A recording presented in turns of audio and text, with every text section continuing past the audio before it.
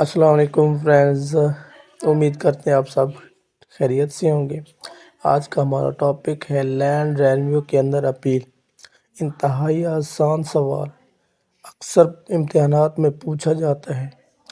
کسی زمین کے متعلق کوئی ایشو چل رہا تھا، کسی ریونیو آفیسر نے جو فیصلہ دیا، اگر آپ کو لگتا ہے کہ یہ فیصلہ جو اس نے آپ کے خلاف دیا وہ غلط ہے تو قانون آپ کو یہ حق دیتا ہے کہ آپ اس میں اپیل میں جائیں۔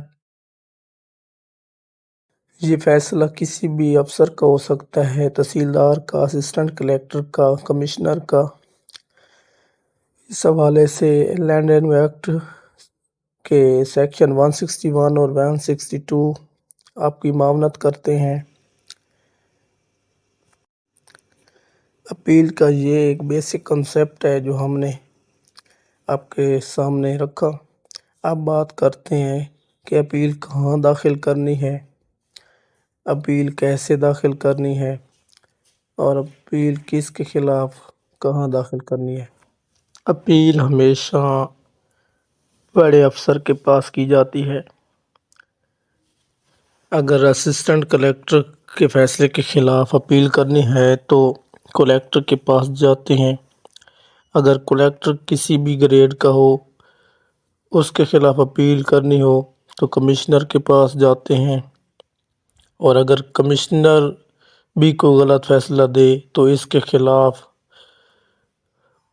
پوائنٹ آف لا پر آپ بورڈ آف ریونیو کے پاس جاتے ہیں۔ اور دو اہم ترین لمیٹیشنز ہیں جن سے متعلق جاننا آپ کا بہت ضروری ہے۔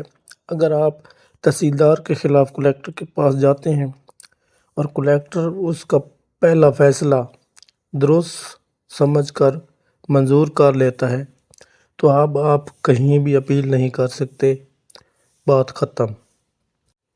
دوسری لمیٹیشن یہ ہے کہ اگر آپ کلکٹر کے پاس جاتے ہیں کوئی فیصلہ لے کے، وہ اس پر تھوڑی سی موڈیفیکیشن کرتا ہے اور اس کے بعد بھی آپ اگر مطمئن نہیں ہیں تو آپ کمشنر کے پاس جاتے ہیں۔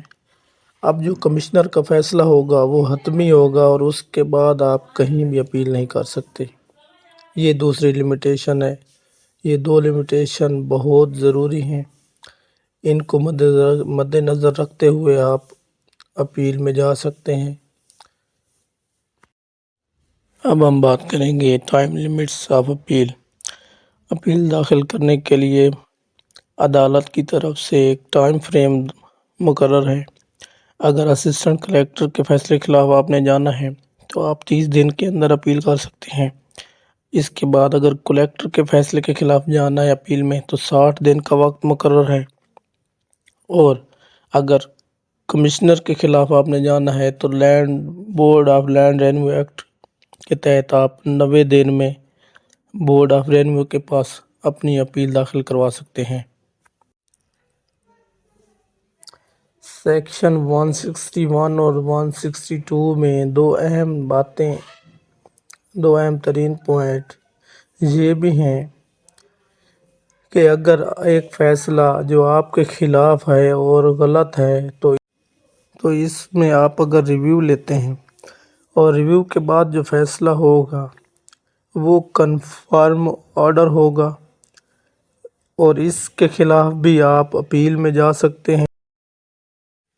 دوسرا اہم پوائنٹ ہے نوٹس فار افیکٹڈ پارٹیز۔